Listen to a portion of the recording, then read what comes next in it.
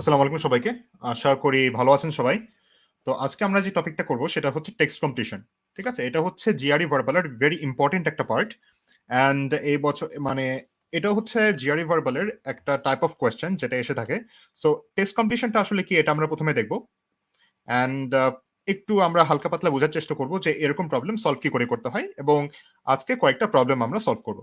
ওকে? তো আমি এটা হচ্ছে আমার স্ক্রিন আপনারা যেটা দেখতে পাচ্ছেন। তো আচ্ছা, টেক্সট কমপ্লিশন এ আসলে কি থাকে? টেক্সট কমপ্লিশন এ থাকে যেটা সেটা হচ্ছে আপনাকে একটা লাইন দিয়ে দেওয়া থাকবে। ওকে? অলরেডি একটা সেন্টেন্স দিয়ে দেওয়া থাকবে এবং এই সেন্টেন্সের উপর একটা ব্ল্যাংক থাকবে। এবং এই ব্ল্যাংকের উপর থাকবে, এই ব্ল্যাংকের উপর ভিত্তি করেই থাকবে ৫ টা অপশনস। ওকে? যেটা আপনার সঠিক আনসার মনে হবে সেটাতে আপনি ক্লিক করবেন। ওকে? সো এরকম একটা র‍্যান্ডম সেন্টেন্স দিয়ে দেওয়া থাকবে। তো এরকম এই সেন্টেন্সের উপরে একটা ওয়ার্ড বসবে। ওকে? এই সেন্টেন্সের কনটেক্সট এর উপর। অ্যান্ড এখানে ২ টা ব্ল্যাংকও থাকতে পারে। এখানে দেখেন ব্ল্যাংক 1 এর জন্য এখানে ৩ টা অপশনস আর ব্ল্যাংক 2 এর জন্য ৩ টা অপশনস। ওকে? এবং এটা বলে রাখা ভালো যে যখন আপনি আনসার করবেন, এটা আপনাকে অবশ্যই খেয়াল রাখতে হবে যে জিআরই তে কিন্তু টেক্সট কমপ্লিশন এ আপনাকে ২ টাই কারেক্ট আনসার করতে হবে। ওকে? আপনি ধরেন ব্ল্যাংক 1 এর জন্য আপনি কারেক্ট আনসার করলেন, কিন্তু ব্ল্যাংক 2 এর জন্য আপনি কারেক্ট আনসার করলেন না। তাহলে কিন্তু ওই প্রবলেমে আপনি মার্ক পাবেন না। এই প্রবলেমে আপনাকে মার্ক পাওয়ার জন্য অবশ্যই ২ টাতেই সঠিক আনসার করতে হবে। এবং এখানে দেখেন এখানে কিন্তু ৩ টা ব্ল্যাংক এবং এই ৩ টা ব্ল্যাংকে দেখেন ব্ল্যাংক 1 এর জন্য ৩ টা অপশন, ব্ল্যাংক 2 এর জন্য ৩ টা অপশন এবং ব্ল্যাংক 3 এর জন্য ৩ টা অপশন। এখানেও একই জিনিস, আপনাকে কিন্তু সবগুলাই সঠিক আনসার করতে হবে। এখানে এমন হলে হবে না যে আপনি ২ টা কারেক্ট আনসার করলেন এবং ১ টা কারেক্ট আনসার করলেন না। বা ১ টা কারেক্ট আনসার করলেন, ২ টা কারেক্ট আনসার করলেন না। আপনাকে কিন্তু এখানে কোনো পার্সিয়াল মার্ক দিবে না। আপনাকে আনসার করতে হলে আপনাকে সঠিক পয়েন্টস গুলা পেতে হলে আপনাকে অবশ্যই ৩ টা ব্ল্যাংকেরই কারেক্ট উত্তর দিতে হবে। সো আমরা চলে যাই আরকি যে কিভাবে নরমালি প্রবলেম গুলা সলভ করবেন। এখানে যেটা আপনাকে করতে হবে যে ১ম এ পুরা সেন্টেন্সটা পড়বেন। পুরা সেন্টেন্সটা পড়ে অবশ্যই আপনারা যেটা করবেন সেটা হচ্ছে কনটেক্সট টা বোঝার চেষ্টা করবেন। যে সেন্টেন্সটা আসলে কি বলতে চেয়েছে এটা অবশ্যই আপনারা বোঝার চেষ্টা করবেন। যখন আপনি আইডিয়াটা বুঝবেন, তারপরে সেন্টেন্সটার আসলে মেজাজটা কি এটা ঠিকমতো আপনারা বুঝবেন, তখন আপনারা এই ব্ল্যাংকের উপর কিরকম উত্তর হতে পারে, আনসারটা কি হতে পারে, কিরকম ওয়ার্ড এখানে বসতে পারে সেটা আপনারা একটু অনুমান করবেন ১ম এ। অনুমান করার পর তারপর আপনারা অপশনস গুলা দেখবেন। আই রিপিট এটা হয়তো আপনাদেরকে অনেকেই বলেছে আগে বা আমি বলে দিচ্ছি সেটা হচ্ছে যে ১ম এই আনসারটা দেখতে যাবেন না। আপনার সরি ১ম এ অপশনস গুলা দেখতে যাবেন না। আমাদের টেম্পটেশন থাকে যে ওকে আমরা একটা লাইনটা পড়ে ফেললাম। তারপর হচ্ছে আপনারা সাথে আচ্ছা ঠিক আছে দেখি অপশনস গুলা কি। এটা করতে গেলে যেটা হবে যে জিআরই আনসারস বা জিআরই অপশনস আর actually design to confuse you. Okay? So অবশ্যই এই জিনিসটা খেয়াল রাখতে হবে যে ১ম এ যদি আপনারা অপশনস গুলো দেখে ফেলেন তাহলে কিন্তু আপনারা কনফিউশন এ পড়ে যাবেন। তখন মনে হবে যে এটাও কারেক্ট, এটাও কারেক্ট। কনফিউশন এ পড়ে যাবেন। সো যেটা বললাম ১ম এ আপনারা সেন্টেন্সটা পুরো পড়ে ফেলবেন।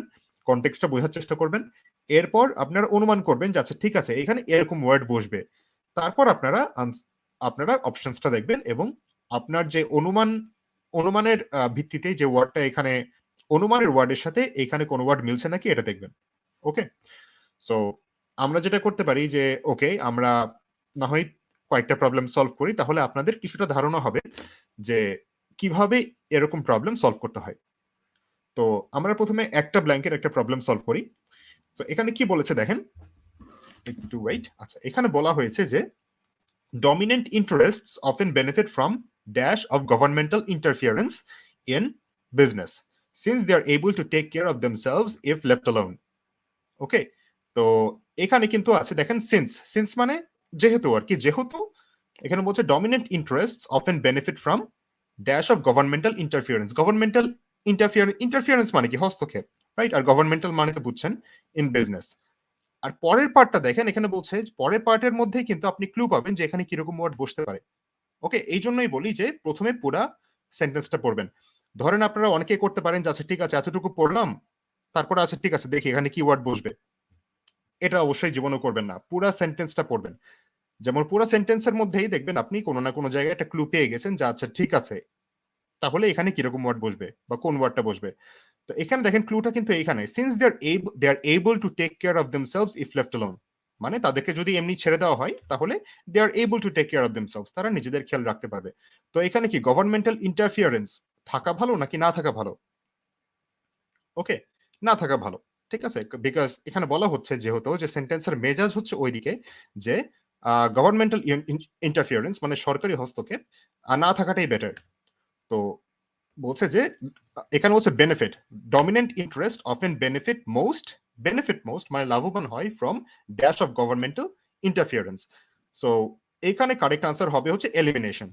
ওকে, elimination. So correct answer will be elimination because governmental interference যদি এলিমিনেট করে দেওয়া হয় তাহলেই they benefit more since they are able to take care of themselves if left alone. ঠিক আছে, লেফট অ্যালোন করে দেওয়া, লেফট কাউকে লিভ অ্যালোন করে দেওয়া মানে কি ইন্টারফিয়ার না করা, রাইট? সো আশা করি কিছুটা আপনারা বুঝতে পেরেছেন। ওকে, এখানে মানে সলভ কি করে করলাম আমরা, এবং সেন্টেন্সের মধ্যেই যে অনেক সময় আপনার ক্লুজটা দেওয়া থাকে সেন্টেন্সটা পড়ে আপনি যেহেতু আপনি বুঝতে পারবেন আর কি বিষয়টা। ওকে, so over here it will be elimination the correct answer. Okay, so সেন্টেন্সের মিনিংটা কি হলো যে মানে অনেক ইন্টারেস্টই দে বেনিফিট মোস্ট মানে বেনিফিট সবচেয়ে বেশি করে যখন সরকারি হস্তক্ষেপ না থাকে। ওকে, সেটার কারণটা কি? Since they are able to take care of themselves if left alone, যেহেতু তারা নিজেদের খেয়াল রাখতে পারে যদি কোনো হস্তক্ষেপ না থাকে, যদি তাদেরকে একা ছেড়ে দেওয়া হয় আর কি। ওকে, সো আচ্ছা, সো এটা আপনারা আশা করি কিছুটা বুঝেছেন। ইন্টেন্সিফিকেশন হবে না, ইন্টেন্সিফিকেশন মানে তো আরো বাড়ানো, মানে গভর্নমেন্টাল ইন্টারফিয়ারেন্স আরো বাড়ানো, এটা তো লেফট অ্যালোনের সাথে একদম যাচ্ছে না।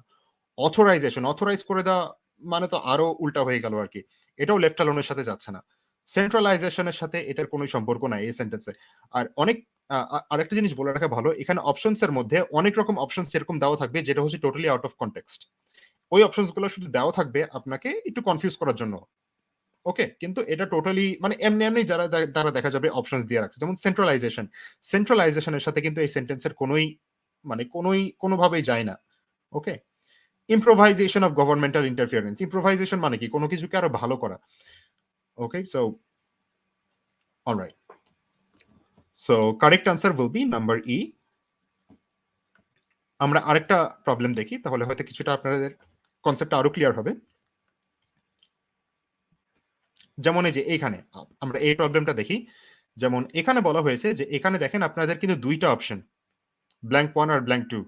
ওকে, আবার বলে দিচ্ছি, প্রথমে ধরেন আপনারা এতটুকু পড়লেন যে ব্ল্যাঙ্ক 1টার জন্য আপনারা ওয়ার্ড চুজ করলেন, বা এর পরে পড়ে তারপরে আপনারা ব্ল্যাঙ্ক 2 এর জন্য ওয়ার্ড চুজ করলেন, এটা জীবনেও করতে যাবেন না। অবশ্যই পুরা সেন্টেন্সটা পড়বেন, এবং এটা এমনও না যে আসলে প্রথমে আপনাকে ব্ল্যাঙ্ক 1টা আনসার করতে হবে তারপরে ব্ল্যাঙ্ক 2টা আপনারা আনসার করবেন। অনেক সময় এটাও হতে পারে যে আচ্ছা ঠিক আছে পুরো সেন্টেন্সটা পড়লেন, তারপরে ব্ল্যাঙ্ক 2 এর জন্য আপনি সঠিক আনসারটা বুঝতে পারলেন, এরপর আপনি ব্ল্যাঙ্ক 1টা আপনি আনসার করলেন, এটাও হতে পারে। এটা এমনও না যে আসলে আপনাকে ব্ল্যাঙ্ক 1টাই প্রথমে আনসার করতে হবে তারপরে আপনি ব্ল্যাঙ্ক 2টার জন্য সঠিক আনসার পাবেন। It's not like that. Okay, so এখানে দেখি আমরা সেন্টেন্সটা, এখানে বলছি ইন স্টার্ক কন্ট্রাস্ট। আচ্ছা, কন্ট্রাস্ট মানে কি? কন্ট্রাস্ট মানে হচ্ছে পার্থক্য, মানে ওকে ডিফারেন্স। স্টার্ক কন্ট্রাস্ট মানে হচ্ছে মানে অনেক ডিফারেন্স।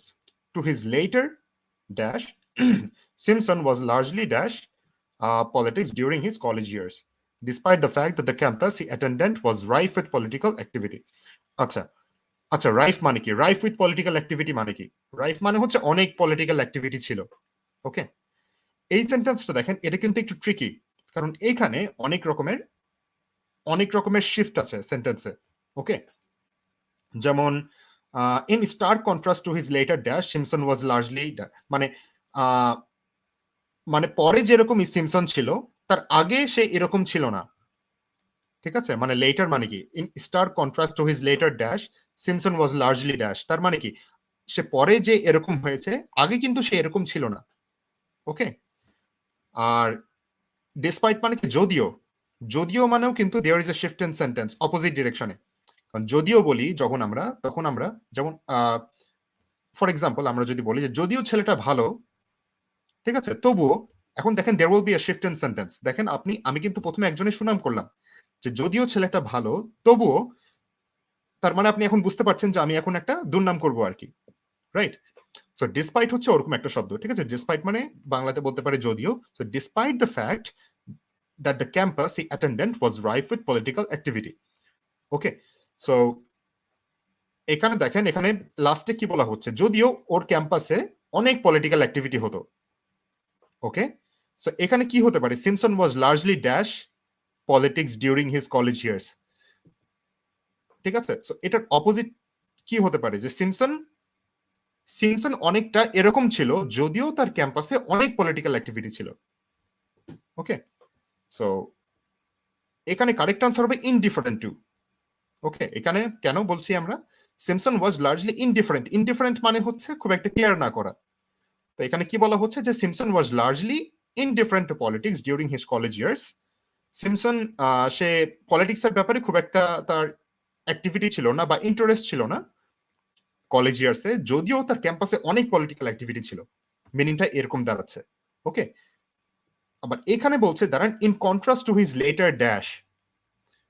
ওকে, মানে দেখেন যে সে যে পরে এরকম হয়েছে, ঠিক আছে, সে যে পরে এরকম হয়েছে, কিন্তু সিমসন কিন্তু আগে অনেক পলিটিক্যালি খুব একটা ইন্টারেস্ট ছিল না। তার মানে পরে সে কি হয়েছে? এখানে বলছে স্টার কন্ট্রাস্ট, মানে পরে সে একদম টোটালি ডিফারেন্ট মানুষ হয়ে গেছে, রাইট? সো এখানে বলছে যে in stark contrast to his later dash, তার মানে এখানে হবে অ্যাক্টিভিজম। সো সেন্টেন্সের মিনিং কি দাঁড়ালো? সেন্টেন্সের মিনিং দাঁড়ালো যে যদিও সে পরে অনেক অ্যাক্টিভিজমের সাথে জড়িত হয়ে গেছে, সিমসন কলেজ ইয়ার্সে খুব একটা পলিটিক্সের প্রতি হি ওয়াজ ইনডিফারেন্ট টু পলিটিক্স, মানে পলিটিক্সের প্রতি তার খুব একটা বেশি অ্যাক্টিভিটিস বা বলি ইন্টারেস্ট, এগুলো খুব একটা বেশি ছিল না, যদিও তার ক্যাম্পাসে অনেক পলিটিক্যাল অ্যাক্টিভিটি ছিল। ওকে, সো এখানে দেখেন এখানে কিন্তু অনেকগুলো শিফট, যেমন in stark contrast, in stark কন্ট্রাস্টের ফলে they will be a shift in sentence. Okay, to his later activism, Stark was largely indifferent to politics during his college years, despite the fact, যদিও, ঠিক আছে, so এখানে অনেক রকম মানে একটু শিফট আছে আর কি সেন্টেন্সে। Okay, so the correct answer will be A and E. Okay, আশা করি কিছুটা বুঝতে পেরেছেন আপনারা সেন্টেন্সটা আসলে কি বলতে চেয়েছে। ওকে, তো আমরা একটা ওয়ান ব্ল্যাঙ্কের সেন্টেন্স করলাম আর একটা হচ্ছে টু ব্ল্যাঙ্কের সেন্টেন্স করলাম। আপনারা যারা সঠিক আনসার বলছেন তারা কমেন্টেও জানাতে পারেন আর কি, যদি সঠিক আনসার আপনারা বুঝতে পারেন। এরপর আমরা পরের ইয়েতে চলে যাই আর কি। আচ্ছা, একটা কাজ করেন, আপনাদেরকে জাস্ট 1 মিনিট দিচ্ছি, এই সেন্টেন্সটা একটু পড়েন আপনারা, ঠিক আছে? Rather than viewing the Massachusetts Bay Colony. Okay, wait.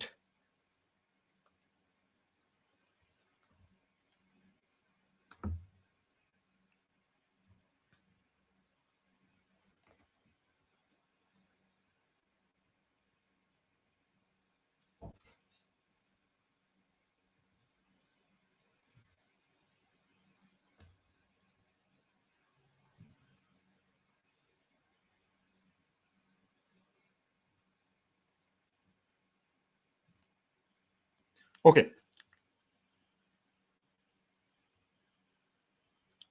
Okay, so আমরা দেখি আর কি নাম্বার 3টা। এখানে বলছে যে rather than viewing the Massachusetts Bay Colony's antinomian controversy as the inevitable. আচ্ছা, ইনএভিটেবল মানে কি? ইনএভিটেবল মানে হচ্ছে যেটা হবেই হবে, বা ওকে, inevitable something of the intransigent opposing forces. Opposing মানে হচ্ছে টোটালি ডিফারেন্ট।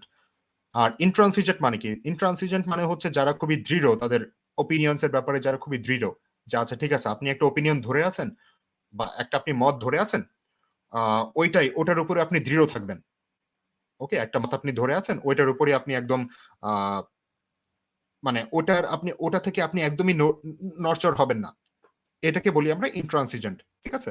মানে একদম যাকে, যে গোড়াও না আসলে, ঠিক আছে, যে তার মতের প্রতি খুবই শক্ত আর কি, এটাকে বলি আমরা ইন্ট্রান্সিজেন্ট।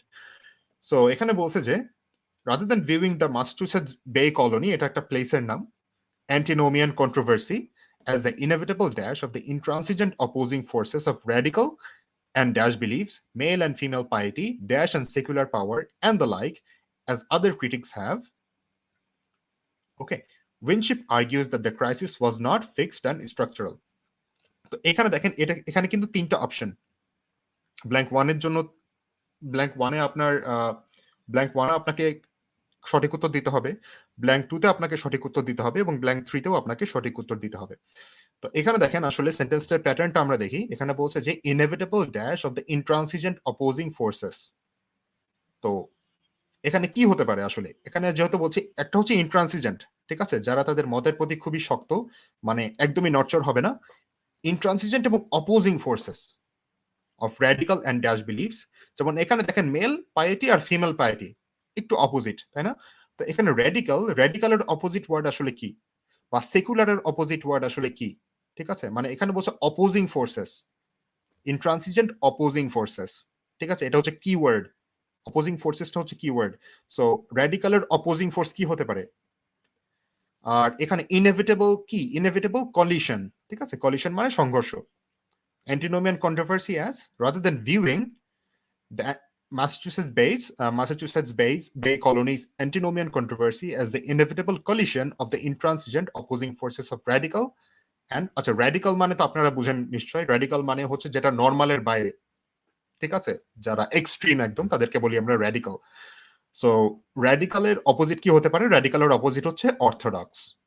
ওকে, রেভলিউশনারি কিছুটা র্যাডিক্যালের মতো আর কি, কাছাকাছি, কোয়েশ্চেনেবল হবে না। র্যাডিক্যালের অর্থোডক্স মানে হচ্ছে যেটা নর্মাল আর কি। ওকে, যেটা নর্মাল, মানে that is something that is within practice, যেটাকে বলি সেটা হচ্ছে অর্থোডক্স। সো র্যাডিক্যালের অপোজিট হচ্ছে অর্থোডক্স। মেল অ্যান্ড ফিমেল পাইটি, ঠিক আছে? মেল পাইটি আর ফিমেল পাইটি এটা দুটো অপোজিং কিছুটা ধরতে পারেন। আর dash and secular power, secular মানে হচ্ছে ধর্মনিরপেক্ষ। সো সেকুলারের অপোজিট কি? যেখানে ধর্ম থাকবে, right? So over here the correct answer will be clerical. Clerical, clerical কেন হবে? আচ্ছা, ক্লেরিক মানে আপনারা কি বুঝেন? CLERIC, cleric.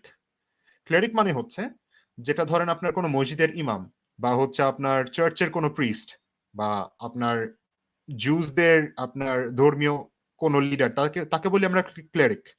ওকে, ক্লেরিক মানে কি হয়েছে? যেটা বললাম মসজিদের ইমাম বা হচ্ছে আপনার কোন চার্চের প্রিস্ট, তাদেরকে বলি আমরা ক্লেরিক। সো সো ক্লেরিক থেকে আসে ক্লেরিক্যাল। ওকে, সো সেকুলারের অপোজিট হচ্ছে ক্লেরিক্যাল।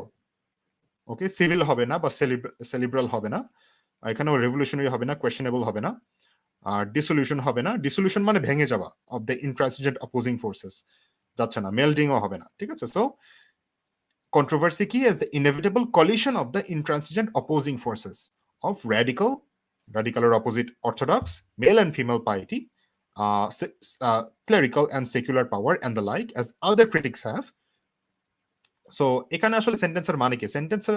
সেন্টেন্সের মানে হচ্ছে যে অনেক ক্রিটিকরাই ম্যাসাচুসেটস বেস অ্যান্টিনোমিয়ান কন্ট্রোভার্সিকে কিভাবে দেখে?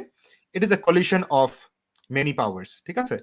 বাট উইনশিপ, সেও একটা আরেকটা ক্রিটিক আর কি, he argues that the crisis was not fixed and structural. It was not fixed and structural. Okay? So আশা করি আপনারা কিছুটা বুঝতে পেরেছেন, ঠিক আছে? যে কেন এইখানে কলিশন বসবে, কেন এখানে অর্থোডক্স বসবে, এবং কেন এখানে ক্লেরিক্যাল বসবে। ওকে, সো এখানে এটা হচ্ছে একটা ছোট, অনেকটা আসলে ছোট ক্লাস, তো এখানে একদম ইন ডিটেইলড আসলে সবকিছু বোঝানো হচ্ছে না।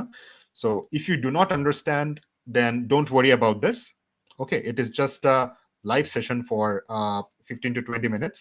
So if you don't understand, do not worry about this. Okay, try to understand it as much as possible though. Okay, so the correct answer is C, E and G. So আপনারা I guess কিছুটা বুঝতে পেরেছেন যে এরকম problem কিভাবে answer করতে হয়। And এখানে আসলে ব্যাপার আছে, দেখেন অনেকগুলো ওয়ার্ড কিন্তু এরকম থাকে যেগুলো আপনাদের হয়তো পরিচিত না, এরকম ওয়ার্ড। ক্লেরিক্যাল হয়তো আপনাদের পরিচিত না, বা আপনার ইনট্রান্সিজেন্ট ছিল আপনাদের পরিচিত না। ওকে, সো এগুলা বিশেষ করে এরকম প্রবলেমসের জন্যই কিন্তু আমরা জিআরইর ওয়ার্ড মুখস্থ করি। ওকে, সো জিআরই আপনারা ওয়ার্ড কোথা থেকে মুখস্থ করবেন, এটা একটা প্রশ্ন আসতে পারে। তো জিআরই যেখান থেকে ওয়ার্ড মুখস্থ করবেন সেটা হচ্ছে আপনারা ইউজ করতে পারেন ম্যাগুইশ ফ্ল্যাশ কার্ডস। আপনাদের তো সবারই আই গেস স্মার্টফোন আছে, আপনারা আজকে নামায় নিতে পারেন ম্যাগুইশ ফ্ল্যাশ কার্ডস। ওইখান থেকে আপনারা জিআরই ওয়ার্ড মুখস্থ করবেন, এবং অনেকগুলো ওয়ার্ডই আপনি কিন্তু ম্যাগুইশ ফ্ল্যাশ কার্ড থেকেই পাবেন। সো আই গেস আপনাদের জিআরই ম্যাগুইশ ফ্ল্যাশ কার্ড দিয়ে আপনাদের ওয়ার্ড যে মুখস্থের যে জার্নি সেটা আপনারা শুরু করতে পারেন। ওকে, আমরা আরেকটা প্রবলেম দেখতে পারি এর মধ্যে আর কি, যেমন এই যে এটাও হচ্ছে 3 ব্ল্যাঙ্কের একটা প্রবলেম। সো 3 ব্ল্যাঙ্কের প্রবলেম হচ্ছে আমরা সেন্টেন্সটা একটু পড়ি, তাহলে আমরা কিছুটা বুঝতে পারবো। এখানে বলা হচ্ছে যে putting a cash value on the ecological services provided by nature, such as the water filtration service provided by a forested watershed, has historically been a dash process. Something process, এখানে একটা adjective বসবে আর কি। So এখানে বলছে যে putting a cash value on the ecological services provided, ecological মানে কি? Ecological মানে environmental, something to do with environment, সেটাকে বলি আমরা ecological. So ecological service that is provided by nature, এটা হচ্ছে একটা ক্যাশ ভ্যালু দেওয়া, এটা ভেরি ক্যাশ ভ্যালু দেওয়া মানে কি? এটা কি একটা মানে টাকা, যে আচ্ছা ঠিক আছে এই ইকোলজিক্যাল একটা সার্ভিস, এটা যদি আমরা টাকাতে কনভার্ট করতাম তাহলে মানে টাকাতে এটার দাম কত হতো, এটা মানে হচ্ছে আপনার ক্যাশ ভ্যালু দেওয়া। So there are some ecological services that are provided by nature. আচ্ছা এখানে যখন হাইফেন থাকবে, হাইফেন থাকা মানে হচ্ছে আপনার সেন্টেন্সের পরে পার্টটা আগের পার্টটাকে সাপোর্ট করে। ওকে, সো এখানে such as the water filtration service provided by forested watershed, it is an example of an ecological service that is provided by nature. So এখানে বলা হচ্ছে যে putting a cash value on the ecological services has historically been a dash process, something process. আমরা পরে পড়ি তাহলে আমরা বুঝতে পারবো যে এখানে কি বসতে পারে। Early attempts at such valuation resulted in impressive but dash figures. এখন দেখেন এখানে it resulted in impressive. Impressive কি? এটা একটা পজিটিভ কনোটেশনের ওয়ার্ড। আপনারা যখন বলেন যে দিস ইজ ইমপ্রেসিভ, ইমপ্রেসিভ যখন বলেন তার মানে কি আপনি একটা পজিটিভ দিক ইন্ডিকেট করছেন, রাইট? আমরা যদি বলি যে ও দিস ইজ ইমপ্রেসিভ, তার মানে এটা একটা পজিটিভ ভাইব দিচ্ছে। সো যেসব ওয়ার্ড আপনাকে একটা পজিটিভ ভাইব দেয়, ফর এক্সাম্পল বিউটিফুল, বিউটিফুল একটা পজিটিভ ওয়ার্ড। সো তার মানে বিউটিফুল একটা পজিটিভ কনোটেশনের একটা ওয়ার্ড। ওকে, সো দেখেন এখানে ইমপ্রেসিভ হচ্ছে একটা পজিটিভ কনোটেশনের ওয়ার্ড। এখানে বলা হচ্ছে যে early attempts at such valuation resulted in impressive but dash figures. এখন impressive এটা পজিটিভ কনোটেশনের ওয়ার্ড, বাট তার মানে এখানে যেহেতু এখানে বাট আছে, ইমপ্রেসিভ কিন্তু এখানে একটা নেগেটিভ কনোটেশনের ওয়ার্ড বসবে, ঠিক আছে? মানে সামথিং যেটা হয়তো মানে আপনাকে পজিটিভ ভাইব দেবে না। ওকে, Okay. Early attempts at such valuation resulted in impressive but dash figures that were seized on by environmental advocates. Environmental advocates মানে কি? যারা এনভায়রনমেন্টের পক্ষে লড়াই করে আর কি, তাদেরকে বলি আমরা এনভায়রনমেন্টাল অ্যাডভোকেট বা এনভায়রনমেন্টের পক্ষে কথা বলে। And then when these figures were later dash, they were used by opponents. Opponents মানে যারা বিপরীতে আছে যারা, to tar the whole idea. Okay. So এইখানে প্রথমে কি বলা হচ্ছে যে ইকোলজিক্যাল সার্ভিস, আমাদেরকে যে নেচার অনেক ইকোলজিক্যাল সার্ভিসেস প্রোভাইড করে, এটাতে ক্যাশ ভ্যালু দেওয়াটা অনেক টাফ, ঠিক আছে? মানে ক্যাশ ভ্যালু দেওয়াটা it has been something process, ঠিক আছে? Something process. Early attempts such as valuation resulted in impressive but dash figures. এখন ইমপ্রেসিভ বাট নেগেটিভ কনোট, এখানে ব্ল্যাঙ্ক টুতে নেগেটিভ কনোটেশনের ওয়ার্ড কোনটা? নেগেটিভ কনোটেশনের ওয়ার্ড হচ্ছে ই, আনসাউন্ড। আনসাউন্ড মানে কি? আনসাউন্ড যেটা হচ্ছে পুরোপুরি সঠিক না। একটা জিনিস যদি পুরোপুরি সঠিক না হয়ে থাকে বা কোনো পুরোপুরি অ্যাকিউরেট যদি একটা জিনিস না হয়ে থাকে, তখন আমরা বলি যে ইট ইজ আনসাউন্ড, মানে totally it is not totally sound. Okay, so redundant হবে না। রিডান্ডেন্ট মানে হচ্ছে something that is not needed, something that is not needed. So আর আন্ডারস্টেটেডও হবে না। আন্ডারস্টেটেড মানে যেটাকে খুব একটা বেশি স্টেট করা হয় না, যেটাকে খুব একটা বেশি বলা হয় না। So early attempts at such valuation, এরকম ভ্যালুয়েশনে যে আগে যেগুলো কাজ করা হয়েছে, it resulted in what? Impressive figures but those are not totally sound. Those are not, মানে ওগুলা ফিগার্স গুলো খুবই ইমপ্রেসিভ বাট ওগুলো পুরোপুরি সঠিক না বা পুরোপুরি অ্যাকিউরেট ছিল না ফিগার্স গুলো আর কি। And they were seized on by environmental advocates. তো এনভায়রনমেন্টাল অ্যাডভোকেটস ওরাই ওগুলা ফিগারই ইউজ করতো আর কি, যেগুলো ফিগার খুব একটা বেশি সাউন্ড ছিল না ওগুলা ফিগারই ইউজ করতো। অ্যান্ড দেন পরে কি হলো? When these figures were later dash, they were used by opponents to tar the whole idea. তো ওগুলা ফিগারের সাথে যখন কি হয়, when the figures were later, এটা হবে discredited. Discredited মানে কি? ডিসক্রেডিট করা মানে কি? ডিসক্রেডিট মানে কোনো কিছুকে ভুল প্রমাণ করা, ঠিক আছে? তো সেন্টেন্সের মানেটা এরকম দাঁড়ায় যে যে ক্যাশ ভ্যালু, একটা এনভায়রনমেন্টাল সার্ভিসেসে ক্যাশ ভ্যালু দেওয়া, ইট রেজাল্ট, এই যে ক্যাশ ভ্যালু দেওয়া, এই attempts it resulted in impressive but unsound figures, ঠিক আছে? And that were used by environmental advocates. ওগুলা unsound figures ই হচ্ছে environmental advocates রা ইউজ করতো। And then when the figures were later dashed, মানে ওগুলা ফিগার্স যখন ভুল প্রমাণিত হলো তখন অপোনেন্টসরা ইউজ করলো ওটাকে two tar the whole idea, মানে ওই হোল আইডিয়াটাকেই মানে ওই হোল আইডিয়াটার রেপুটেশনটাকে নষ্ট করে ফেলতে। ওকে, আশা করি কিছুটা বুঝতে পেরেছেন।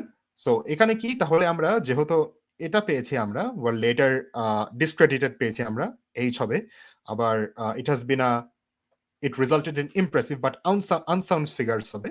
তো এখানে তাহলে কি হতে পারে, ইট হ্যাজ বিন প্রবলেম্যাটিক প্রসেস। ঠিক আছে, স্ট্রেট ফরওয়ার্ড হবে না, স্ট্রেট ফরওয়ার্ড মানে তো something that is very easy, ডিসপ্যাশনেটও হবে না। ঠিক আছে, so the correct answer will be problematic. যে ইকোলজিক্যাল সার্ভিসেসে একটা ক্যাশ ভ্যালু প্রোভাইড করা, it is a problematic process. Early attempts at such valuation resulted in impressive. The figures were really impressive, but unsound. মানে it was not accurate. And those figures were used by environmental advocates. মানে যারা এনভায়রনমেন্টের পক্ষে কথা বলে তারা ওগুলা figures use করতো। কিন্তু কি হলো, পরে যখন ওই ফিগার্স গুলা ভুল প্রমাণিত হলো, তো যারা এনভায়রনমেন্টাল অ্যাডভোকেটস এর অপোজিং, যারা অপোনেন্টস যারা, সো তারা তখন ওইটাকে ইউজ করলো to tar the whole idea. Okay, the correct answer will be B, E and H. Okay, আশা করি আপনারা বুঝতে পেরেছেন। তো এই তো আর কি, এটাই ছিল আমাদের আজকের লাইভ ক্লাস। অ্যান্ড আশা করি আপনারা কিছুটা বুঝতে পেরেছেন। আপনাদের যদি অন্য কোনো কোয়ারিজ বা কিছু থেকে থাকে এরকম প্রবলেমস নিয়ে, you can of course reach out. And এই